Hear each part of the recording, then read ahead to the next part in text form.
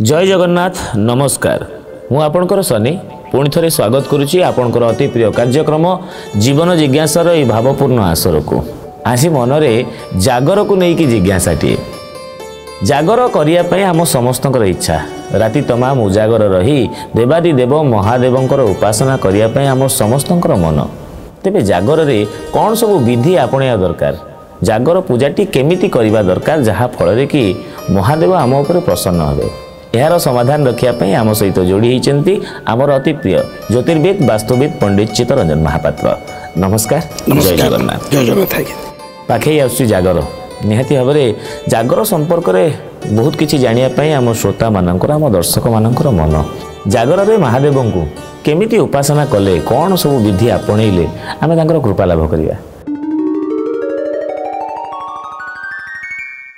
देखो आम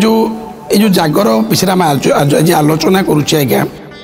महाशिवरात्र बोली आम कहूँ आज्ञा महाशिवरात्र देखु जागर दिन आम शिव को रात्र समय पूजा करुचे आज्ञा राति पूजा करुचे आज्ञा तेणु तार ना है महाशिवरात्र बोली कहुच्छे जागर टी आज्ञा। तो देखो जब देखा ये जो शिव भगवान शंकर जे कि अंधार आलोक को देखाते आज्ञा आम पूजा कले आम जीवन अंधारटा दूरीभूत ही आलोक को आम जाता मु कहले हेनी आज्ञा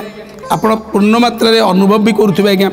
जागर दिन आम मंदिर में गोटे दीप जालुचे आज्ञा अतः से दीपर अग्नि ज्वालाटी आम प्रभु पाखे जाणार उद्देश्य होची आमको ये अंधार आलोकित को आमको नियंतु प्रभु। तो आम जीवन में जहाँ भी दुख कष्ट असुविधा अंधार भितर रही आमको आलोकित भितर को आणतु आज्ञा एवं से लगी मन देखिए महाप्रभु शंकरंकर जागर पर्ववास महाशिवरात्र दिन प्रत्येक व्यक्ति विशेष माने शिव मंदिर रे उजागर रही राति सारा दीप जालती ज्वलंत प्रमाण यहाँ आज्ञा। तो आप करने द्वारा वो सेदिन करूँ शास्त्र लिखी भी महाशिवरात्र दिन प्रभु पाखरे दीप प्रज्वलन रात्र सारा कले प्रभु प्रसन्न होती एवं से दिनटी प्रभु को आप देखिए शिवंकर कौन से दिन रात्र समय पूजा हुए ना आज्ञा किंतु महाशिवरात्र दिन बा महाशिवर जागर दिन रात्र समय केवल पूजा करा जाई थाए। तो निश्चित भाव में मु प्रत्येक आम दर्शक बंधु मान को परामर्श देवी महाशिवरात्र दिन आपण मैंने शिव मंदिर रे उजागर रही उजागर अर्थ नुहे जे किछि पानी भी ग्रहण करेंगे ना ता नुहे आज्ञा कि फल शाकाहारी भोजन जो कहूचे जूस ये सब जिन खाई पी आप निश्चित भाव में महाशिवरात्र दिन दीपटे प्रज्वलन करंतु भगवान शंकर आगे बा जालंतु तत्सहित जालिबा द्वारा आप कौन पुण्य पाइबे ता भी कही रही तत्सहित खाली भगवान शंकर आशीष लाभ करेंगे ता नुहे आज्ञा विष्णुकर आशीष लाभ भी करेंगे जे कि हर हरि से दिन भेट हुंती बा हरियर भेट बोले आम सेदिन गोटे पर्व पालन करी थाऊ। तो निश्चित भाव में दुईटी ठाकुरंकर आशीर्वाद आपण महाशिवरात्र दिन पाइबे। तो से लगी कही रखी प्रत्येक व्यक्ति विशेष माने जागर दिन बा महाशिवरात्र दिन दीपटीए प्रज्वलन करंतु बा जालंतु तत्सहित केतकी फूल बोले फूल मिले आज्ञा वर्ष सारा से पूजार उपयोगी हुए ना आज्ञा तो पूजा पर व्यवहित करा जाए नहीं कि से जागर दिन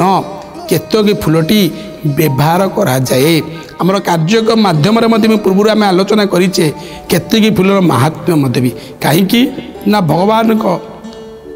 विष्णुकर अभिशाप प्राप्त होता केतकी आज्ञा परवर्ती समय भगवान विष्णु ताको मुक्त करी कही जे तू केतकी फूल महाशिवरात्र दिन शिव आउ हर हरि को भेट समय जो भक्त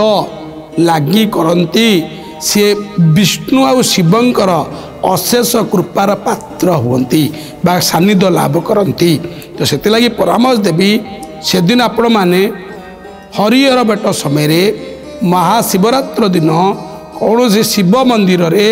ଯଦି କେତକେ ଫୁଲଟିଏ ଲାଗି କରନ୍ତି ଅଶେଷ ପୁଣ୍ୟ ଏବଂ ଯାହା ଇଚ୍ଛା କରିନଥିବେ ବା ଯାହା ମନରେ ଚିନ୍ତା ଥିବ ତାହା ପୂରଣ ହେବ ନିଶ୍ଚିତ ଭାବରେ। ତତ୍ସହିତ କହି ରଖିବି ନିଶ୍ଚିତ ଭାବରେ ଆପଣମାନେ ପ୍ରତ୍ୟେକ ଦର୍ଶକ ବନ୍ଧୁମାନଙ୍କୁ ମୁଁ କହି ରଖିବି ମହାଶିବରାତ୍ର ଦିନ ଜଳ ଲାଗି କରନ୍ତୁ, ରୁଦ୍ରାଭିଷେକ କରନ୍ତୁ, କ୍ଷୀରାଭିଷେକ କରନ୍ତୁ। ତତ୍ସହିତ ନ ପାରୁଛନ୍ତି ମଧ୍ୟ ବି ଖାଲି କେତକୀ ଫୁଲଟିଏ ଲାଗି କରନ୍ତୁ ଏବଂ ତତ୍ସହିତ ଦୀପଟିଏ ଜଳାନ୍ତୁ, ଉଜାଗର ରହି ଉପବାସ ରୁହନ୍ତୁ। ଉପବାସର ଅର୍ଥ ନୁହେଁ ଯେ କିଛି ଖାଇବା ନାହିଁ, ଅର୍ଥାତ ଫଳମୂଳ ଜୁସ୍ ପିଇକି ଆପଣ ଯଦି ଥଣ୍ଡା ପିଇକି ବା ଦହି ଲସି ପିଇକି ଏସବୁ ଅବସ୍ଥାରେ ରହିକି ଭଗବାନ ଶଙ୍କରଙ୍କ ପୂଜା ଅର୍ଚ୍ଚନା କରନ୍ତୁ। ଦେଖିବେ ଆଗାମୀ ସମୟରେ ଯେଉଁ ମହାଶିବରାତ୍ରି ଆସୁଛି ନିଶ୍ଚିତ ଭାବରେ ପ୍ରଭୁ ଶଙ୍କରଙ୍କର କୃପା ଓ ସାନ୍ନିଧ୍ୟ ଲାଭ କରିବା ସହିତ ଅନ୍ଧାରରୁ ଆପଣ ଜୀବନଟି ଆଲୋକିତ ଆଡ଼କୁ ଯିବ। ଜାଗର ପାଳନ କରିବାର ଏତେ ସୁନ୍ଦର ବିଧି କହିଥିବାରୁ ବହୁତ ବହୁତ ଧନ୍ୟବାଦ। ଆଶା କରୁଛି ଚଳିତ ବର୍ଷ ଆପଣମାନେ ମଧ୍ୟ ଯେମିତି ଜ୍ୟୋତିର୍ବିଦ କହିଲେ ସେଇଭଳି ଭାବରେ ମହାଦେବଙ୍କର ଏହି ସୁନ୍ଦର ଜାଗର ଯାତ୍ରାକୁ ପାଳନ କରିବେ। ତେବେ ଆଜିର ସମାଧାନ ତ ଆମେ ପାଇଗଲେ। ଏମିତିଆ କିଛି ଜିଜ୍ଞାସାମୂଳକ ପ୍ରଶ୍ନ ତାର ଅତି ସୁନ୍ଦର ସମାଧାନ ସହିତ ପୁଣି ଥରେ ଜୀବନ ଜିଜ୍ଞାସାରେ ଫେରିଆସିବୁ। ଆଜି ପାଇଁ ଏତିକି, ରହିଲୁ, ନମସ୍କାର।